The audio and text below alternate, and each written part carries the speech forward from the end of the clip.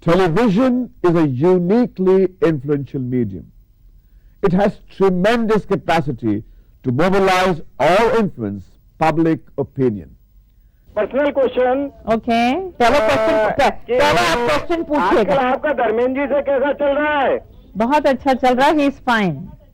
Special attention therefore needs to be given to its role in a democracy.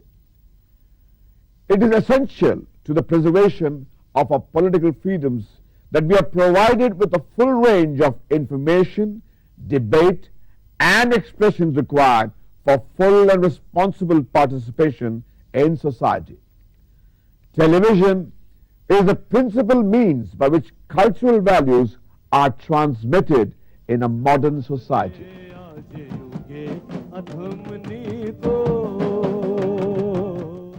Along with newspapers and publishing, broadcasting is a mirror for the social and political life of society and a window through which we view others. यदि आपको राजनीति में जी और अभिनय में इन दोनों में से किसी एक चीज का चयन करना हुआ तो आप किसका चयन करेंगे? मैं चाहूंगी ये कि मरते दम तक दोनों कर सकूं, क्योंकि किसी एक को भी गिव अप नहीं करना चाहती हूँ, लेकिन मैं अपने आप को पॉलिटिशियन नहीं मानती हूँ, पार्लियामेंटेरियन मानती हूँ। दोनों में फर्क है। The power of television lies in its value as a common reference point for millions of people. Television has the power to unite us as it can divide us. We as citizens can be united through public service broadcasters' endeavors or divided through niche marketing of hundreds of commercial channels.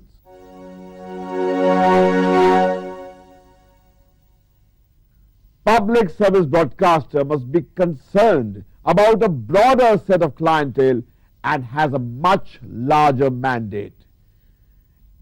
It has to meet the complete media needs of all, including those of a villager who has very few media options.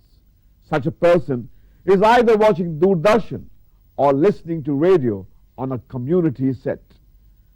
The public service broadcasting also needs to take into account the media needs of the minority audience, whether they be ethnic, religious or linguistic. Such a broadcaster needs to concern itself with developing taste, spreading literacy and development, and picks up issue that a commercial broadcaster rarely addresses. I think my first responsibility is towards my viewers, and if I fulfill that responsibility, advertiser will follow automatically.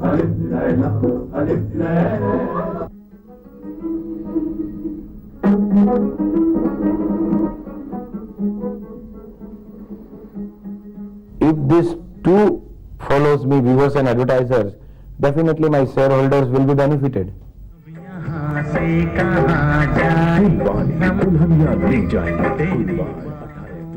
Whatever TV channel which is private or owned by shareholders or owned by Australians or Chinese or whoever comes into India will obviously have its own axe to grind. They are not here because they like India. They are here because they want to make money.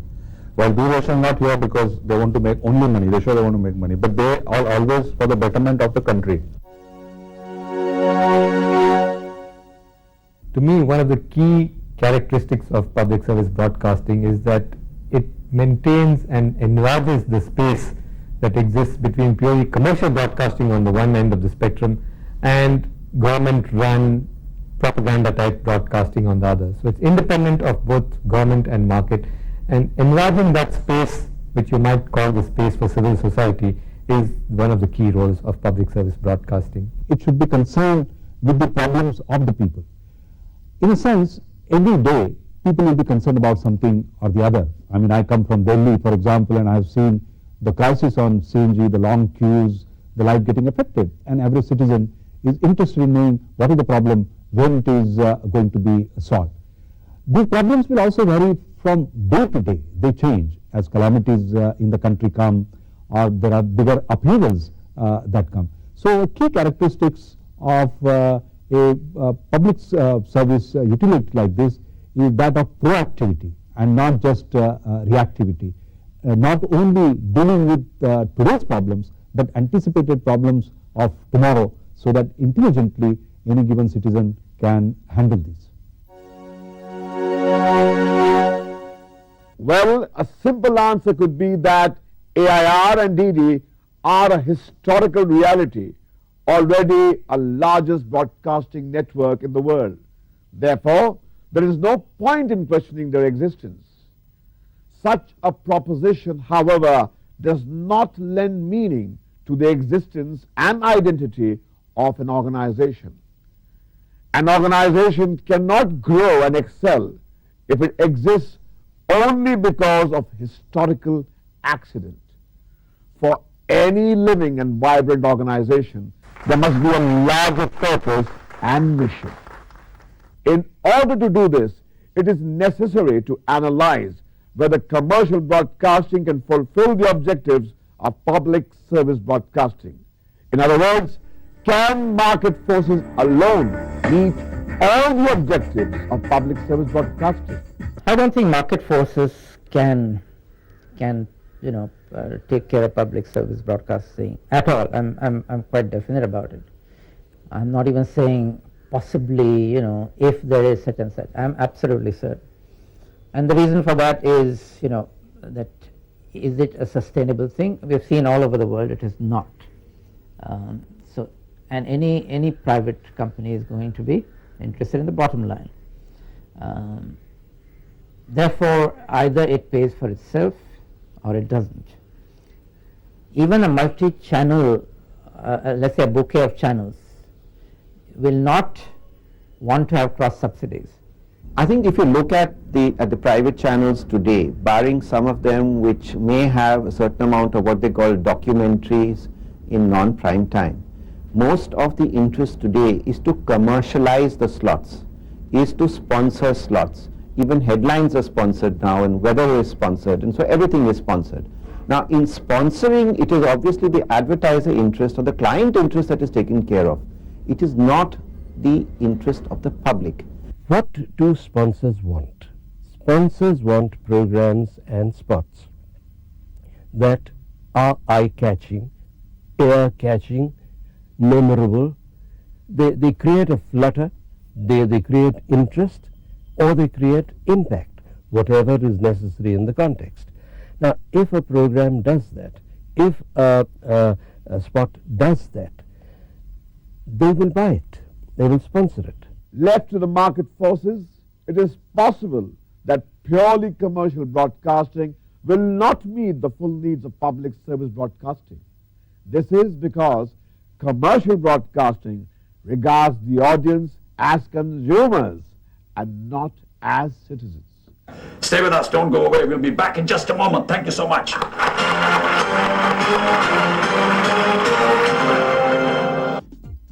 Get out the dandruff and get going. Asia, world's first ever.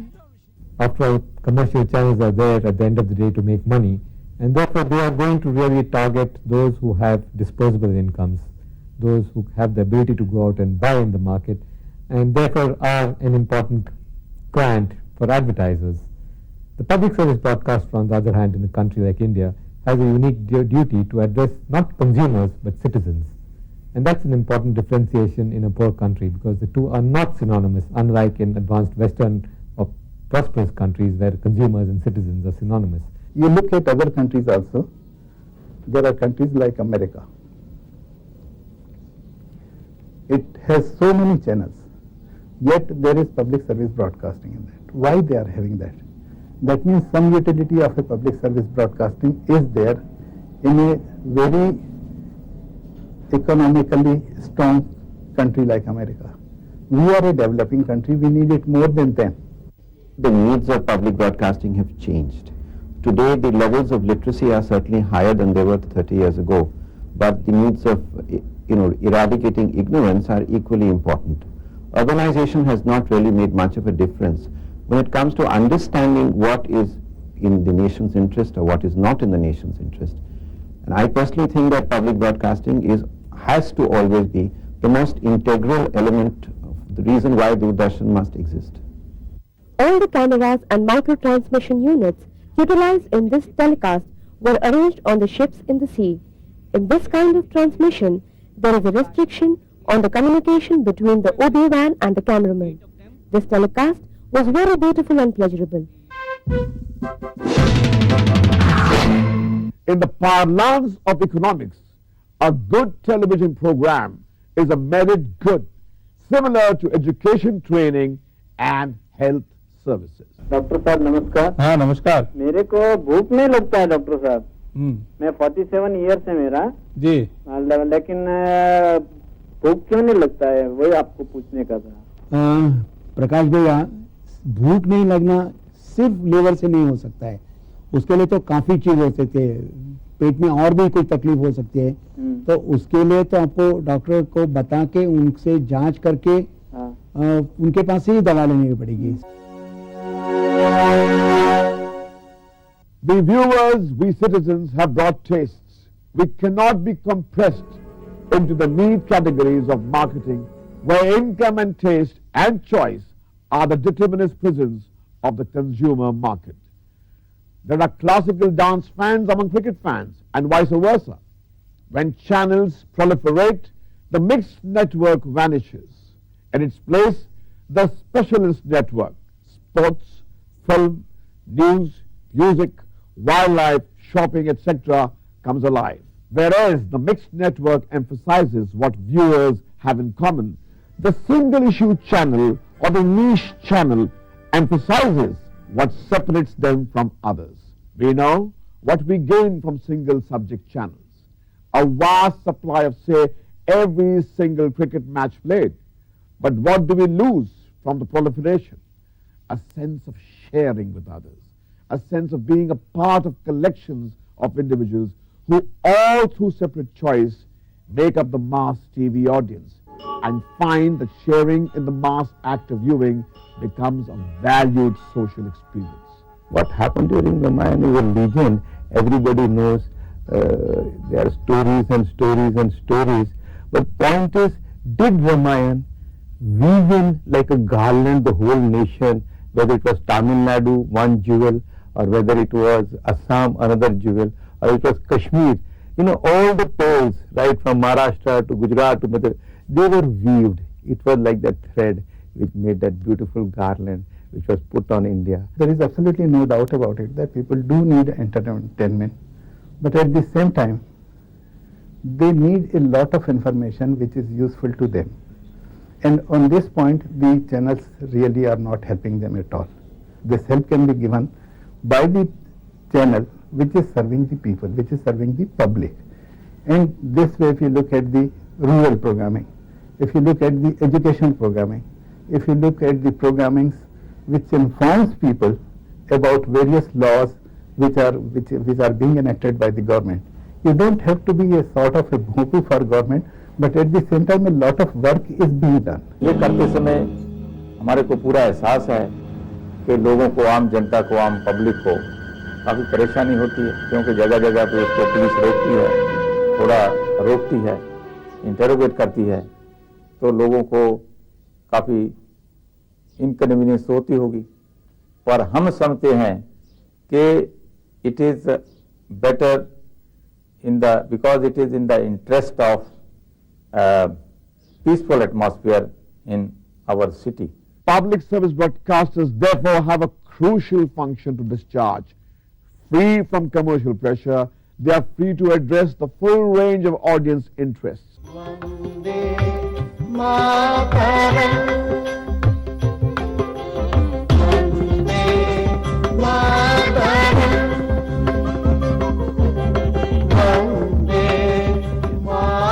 The crucial fact is that the viewers of these minority programs are not some exceptional elite.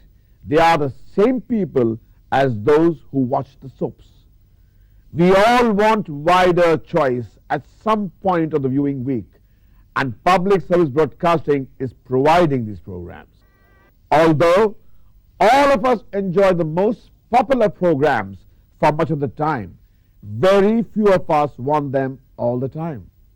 Research shows that by and large the public wants to spend 2/3 of the time watching undemanding, entertaining fare, but wants to watch something more challenging for the other 1/3.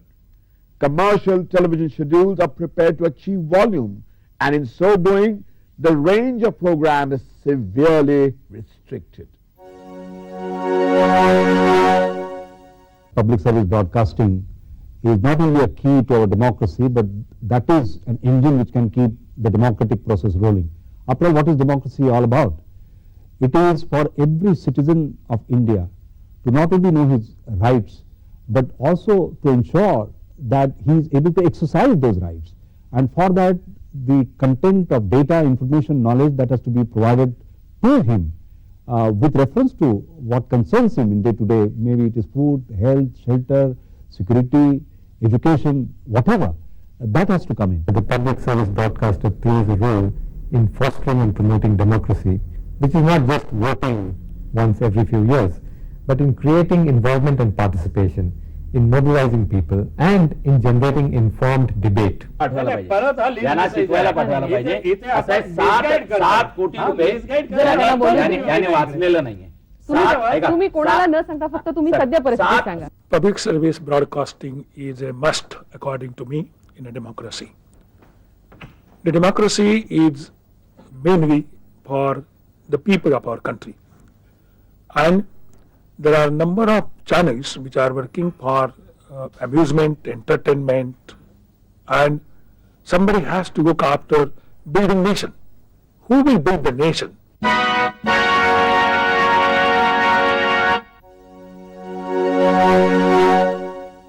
There is clearly no one perfect funding mechanism for public service broadcasting.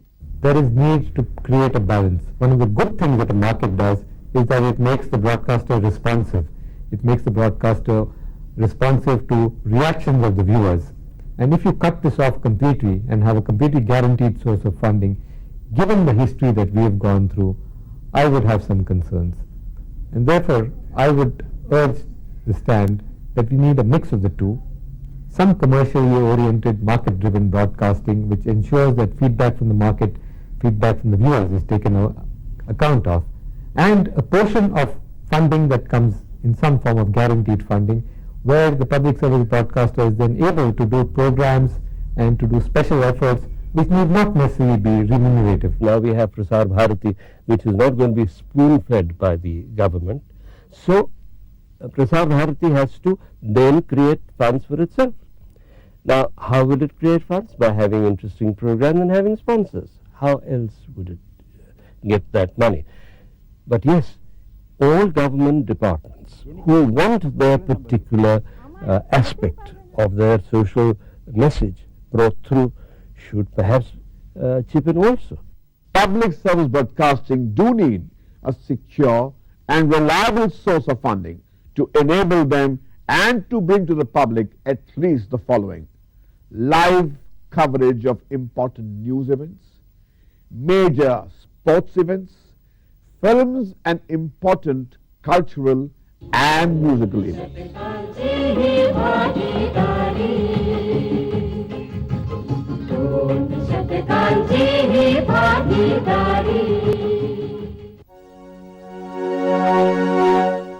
World experience shows that public funding is the best way to guarantee both high quality and diverse programming. It also allows public service broadcasters to make programs uniquely focused on viewers and listeners. Broadcasting and broadcasters must be accountable for several reasons.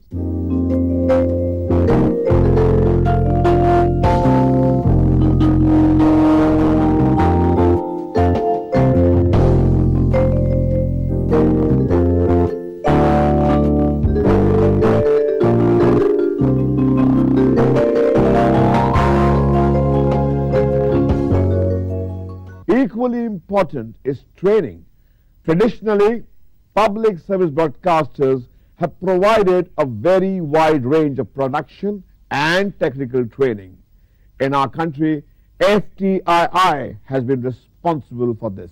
There has to be a need-based training and very effective training in various ways. One could be the foundation course in which the recently recruited person or the person who have been converts from other media like radio, press and film, they can be provided training. The other category could be the middle level programmers and technicians who could be given refresher training because of fast changing technology and concepts in television. Heart attack कैसे होता है? Heart attack जो है, public service broadcasting will continue to command the attention of the majority of viewers and listeners in the future. To ensure that this will happen, however, public service broadcasters must, through regulation, ensure that they are available in all homes, objective and independent, providing diversity, choice and accurate and balanced news and current affairs programs which are key building blocks of modern citizenship, representing public opinion, accountable to public, politically and financially independent, provide programs which are innovative, informative, educational and entertaining and satisfy the needs of all population, providing programs that the market will not produce because they are high risk in the commercial scenario, gradually leading in the transition from terrestrial to digital terrestrial broadcasting, able to draw on consistent and able funding. Last but not the least, let us not forget that public service television's prime duty is to put quality first and promote pluralism because it increases the content and quality of the programming.